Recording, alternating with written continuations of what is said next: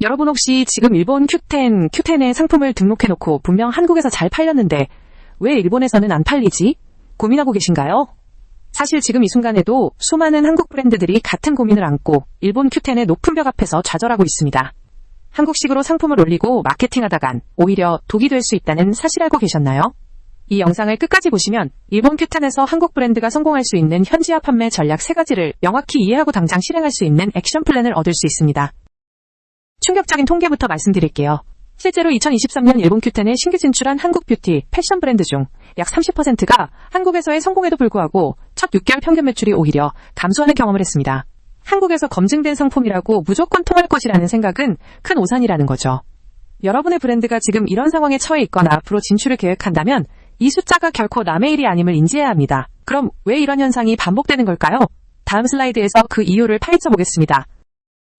혹시 상품 상세 페이지에 한국어 그대로 번역해서 올렸는데 라거나 한국에서 효과봤던 인플루언서 마케팅을 똑같이 했는데 반응이 없다는 경험 없으신가요?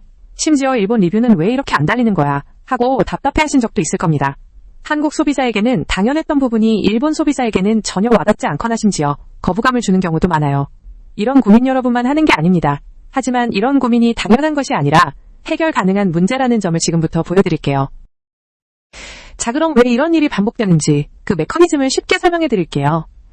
많은 한국 브랜드들이 한국에서 성공한 방식은 일본에서도 성공이라는 착각에 빠집니다.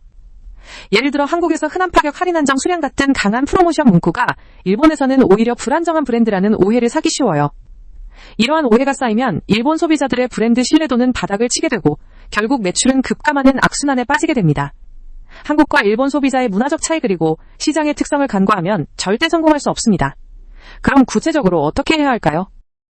첫 번째 성공 전략은 바로 일본 맞춤형 상품 전략입니다. 일본 소비자는 상품명부터 상세 페이지까지 얼마나 일본 소비자에게 친숙하고 신뢰감을 주는지를 중요하게 생각해요. 단순히 한국 상품명을 번역하는 것이 아니라 일본 현지에서 많이 검색되는 키워드를 분석해 가장 매력적인 상품명으로 제작성해야 합니다. 또 상세 페이지는 한국처럼 감성적인 스토리텔링보다는 성분 사용법 효과 등을 수치와 도표로 명확하게 제시하는 것이 훨씬 효과적입니다. 실제로 일본 뷰티 브랜드 비사는 이 전략으로 첫 달 매출이 2.5배 성장했습니다. 그럼 다음으로 Q10 내에서 어떻게 고객을 끌어모을 수 있을까요?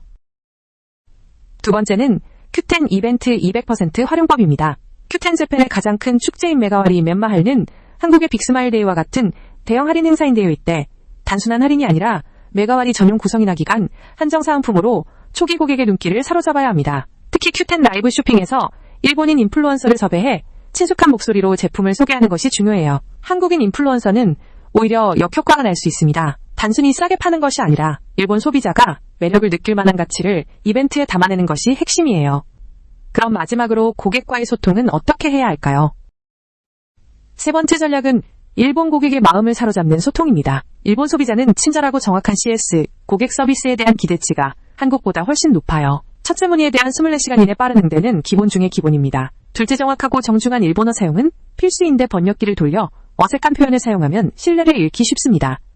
한국식의 친근한 말투는 절대 금물이에요. 마지막으로 구매 후 배송 완료 시점에 손글씨 카드나 정중한 메시지를 보내면이 브랜드는 우리를 소중히 여긴다는 인상을 주어 재구매율을 높일 수 있습니다. 실제로 일본에서 성공한 한국 생활용품 C사는 이 방식으로 충성 고객을 대거 확보했습니다. 그럼 이런 전략들을 실행할 때 무엇을 주의해야 할까요? 성공적인 일본 Q10 진출을 위해서는 단순히 상품만 좋아서는 안 됩니다. 철저한 시장 조사를 통해 일본 소비자가 무엇을 원하는지 그들의 진짜 니즈를 파악해야 합니다. 예를 들어 한국에서 인기 있는 색상이 일본에서는 선호되지 않을 수 있어요. 그리고 단순히 번역을 넘어 일본 문화적 맥락을 이해한 현지화된 콘텐츠 제작이 필수적입니다.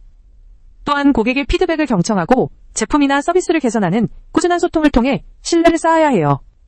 마지막으로 물류나 CS 등 현지 전문가의 도움을 받는 것이 실패 확률을 줄이는 지름길입니다. 이 모든 요소가 합쳐질 때 비로소 일본 Q10에서의 성공 공식을 만들 수 있습니다. 하지만 이 모든 것보다 중요한 한 가지가 있어요. 마지막으로 중요한 걸 알려드릴게요. 이것만은 절대 하지 마세요. 첫째, 무분별한 가격 경쟁은 단기적으로 매출을 올릴 수 있지만 장기적으로는 브랜드 이미지를 훼손하고 싼티나는 브랜드로 낙인 찍힐 수 있습니다. 둘째, 한국어 직역으로 일본 소비자에게 어색한 표현을 사용하면 브랜드의 신뢰도를 떨어뜨립니다. 셋째, 한국처럼 칼답이 아니어도 괜찮다는 생각에 불규칙한 CS 응대를 하면 일본 소비자들은 즉시 외면할 거예요. 내채 현지에서 검증되지 않은 잘못된 정보를 맹신하고 실행하면 되돌릴 수 없는 손실을 입을 수 있습니다. 이 경고들을 명심하고 행동해야 합니다. 이 모든 것을 지킨다면 여러분의 브랜드도 분명 성공할 수 있습니다. 여기까지 봐주신 여러분께 진심으로 감사드립니다. 일본 Q10 진출 분명 쉽지 않지만 제대로 된 전략을 알고 실행하면 여러분의 브랜드도 분명 성공할 수 있습니다.